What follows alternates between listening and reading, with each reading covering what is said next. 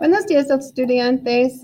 Here we are, Semana 8. Some of you might be thinking Semana 7. It depends on when you counted the first week of school, but we seem to be flying right along. For this week, we're going to be looking at the module for Semana 8. It looks a little bit lengthy, but I have great news for you. This is all there is to this. There is only one time that you'll have to go into the Wayside Entreculturas 2 book. Everything else is right here in your module. Even your videos will not have to go back into Wayside. I've embedded your videos within the presentations. We're still learning new things just like you are, just trying to make your life a little bit easier.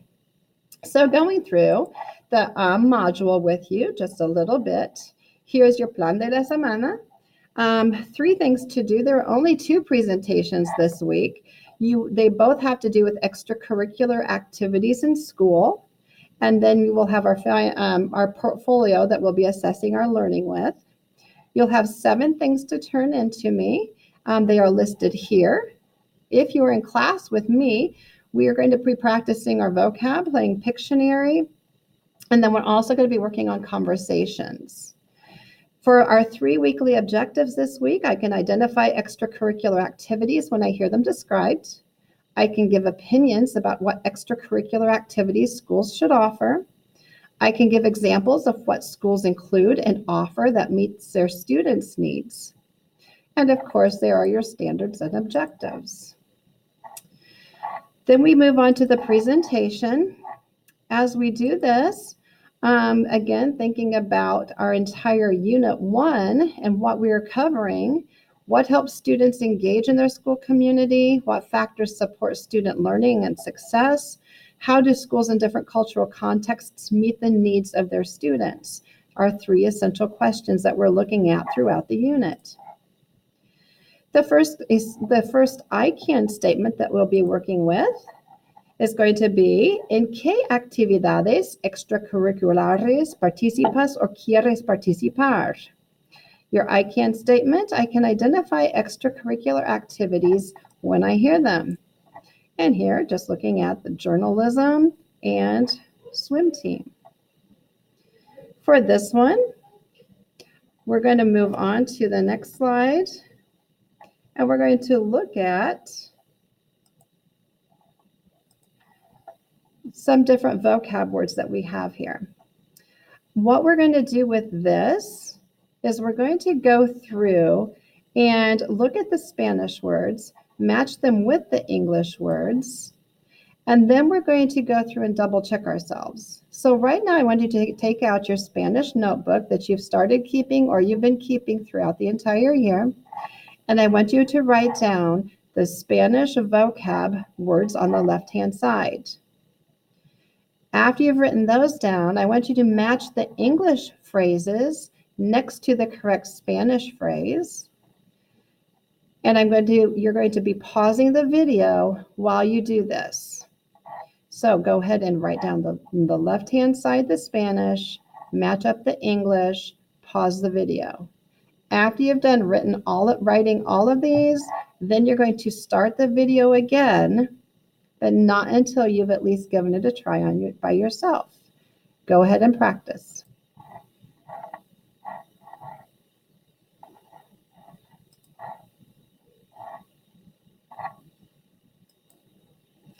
Okay, so you should have written down everything from the left-hand side and matched it with the correct words on the right-hand side. The first one is El Club de Ajedrez. El Club de Ajedrez. And if I were you at home, I would go ahead and practice pronouncing these phrases as well. El Club de Ajedrez is chess club. The next one, El Club de Periodismo. El Club de Periodismo, escribir para el periódico. El Club de Periodismo is actually journalism club. And this phrase, to write for the newspaper. El gobierno estudiantil. El gobierno estudiantil. El gobierno estudiantil.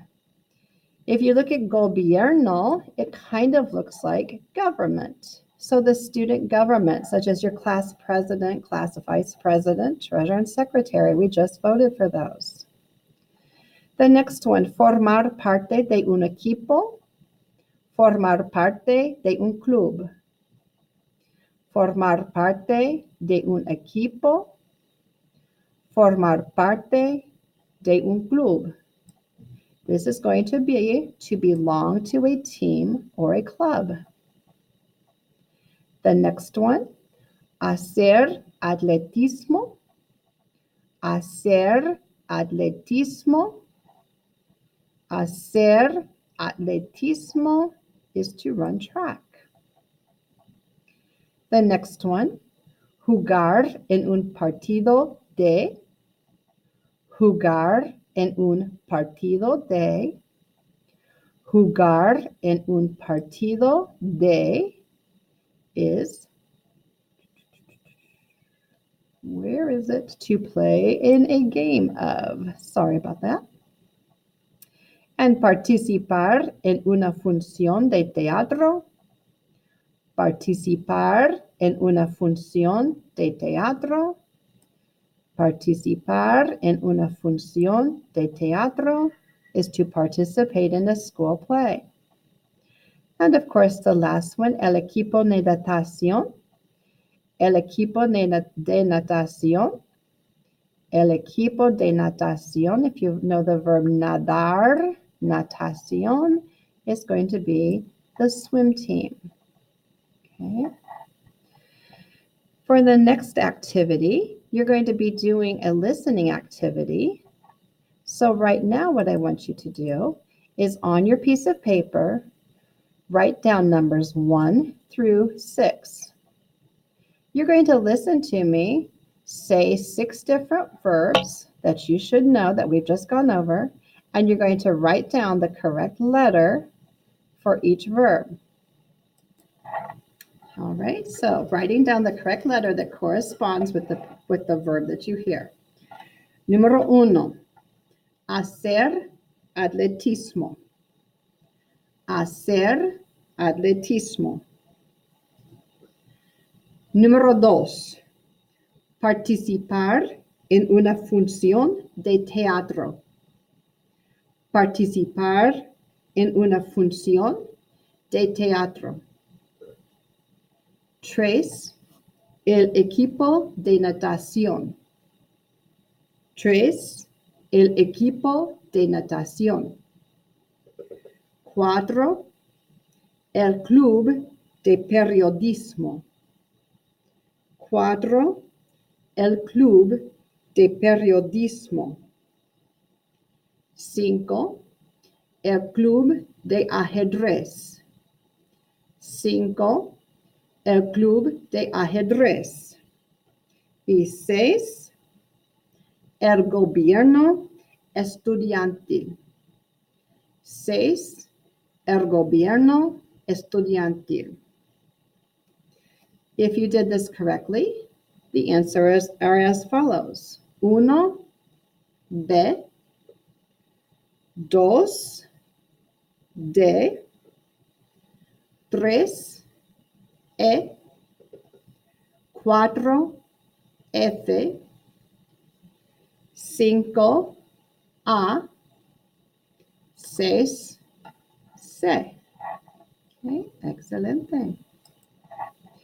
Okay, next you're going to go through and do the next couple of activities on the slides that you see there, just kind of thinking about these 2 questions. ¿Qué actividades extracurriculares ofrece tu colegio?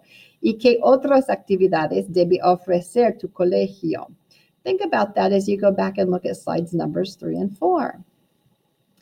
And then think about this. Are there some clubs or activities that are not mentioned that we did not tell you how to say, and yet you like to participate in them, or you would like to participate in those? If so, I want you to go back, and this time I am giving you permission to use a translator to figure out how to say some of those activities or clubs. If you play field hockey, you may look that up. If you play lacrosse, you may look that up. If you are on speech and debate team, You may look that up. Look up those activities and clubs and go ahead and write those in your notebook. And then don't forget to think about your assessments. This will conclude Presentación 1. When you're done with this, you will have several assignments that you will complete. This one will be a strict text entry, so that will make it easy. Make sure you answer incomplete sentences in your own words. This here, rather than PDF, I've made a Google Cloud for you. Thank you, Senora Marshall. You will have another Google Cloud describing some activities that you have. For this one, you're going to take the left-hand side, the beginning of the sentence, and you will match it with the one that makes the most sense on the right-hand side, but don't forget to conjugate the verbs. And then you will write your sentences below. In the next activity, you're going to read an email from David, our little friend David in Ecuador. After you're done reading the email, or while reading it, you're going to answer these questions and make a chart. And then after that, you're going to come down here and you're going to respond to David's email according to the guidelines here. Do not use any translators. For Senora Johnson's class, this is going to be counted as a writing assessment again. So make sure that you are doing your best without a translator. If you are curious about looking at that writing rubric that I'm using again, it's right here. Follow the directions into your textbook and you will find that rubric. After you've submitted that writing assignment for me again, you'll go on to your second presentation. ¿Por qué son importantes las actividades extracurriculares? You'll read this paragraph, think about the two questions, write the answers in your notebook. Then you're going to watch a short video about activities that are offered in a school in Spain. As you listen to this, you're going to notice a little bit of a difference in the Spanish spoken in Spain from the way that it sounds from Ecuador that we've been hearing. So see if you can kind of notice that also. You will have a graphic organizer that you'll be completing when you watch the video and then when you finish the video. You will need to go to your next step in order to find that graphic organizer. ¿Por qué son importantes las actividades? For this one, you will fill out the first column while you're watching the video, and you'll fill out the second column when you watch the video the second time. Divide it up into two viewings so that it doesn't seem so overwhelming. When you're done with that graphic organizer and you've watched the video twice, then there's going to be an extra video that I've included from an actual website or YouTube website in Ecuador. This is just for your own viewing enjoyment. How are you doing comprehending things that you hear? Then going through and assessing yourself about giving your opinions about what extracurricular activities schools should offer. And then you'll be able to give examples of what schools include and offer that meets their students' needs. That will be the end of the second presentation. Again, this is for your viewing for the movie or the video, the first video there. Then you're going to take a graded quiz. This is not counting as an assessment, but a daily grade. Matching up your Spanish and English vocab words. After you take this short quiz, the last thing that you'll have to do is go into your portfolio in Wayside. Make sure that you complete your I can statements up through page 33. If you do not remember how to do your I can statements in your portfolio, go to announcements, and I have listed the steps for that in the announcement. All right, that's all there is for this week. Thank you for your attention, and we will see you next week. Adios.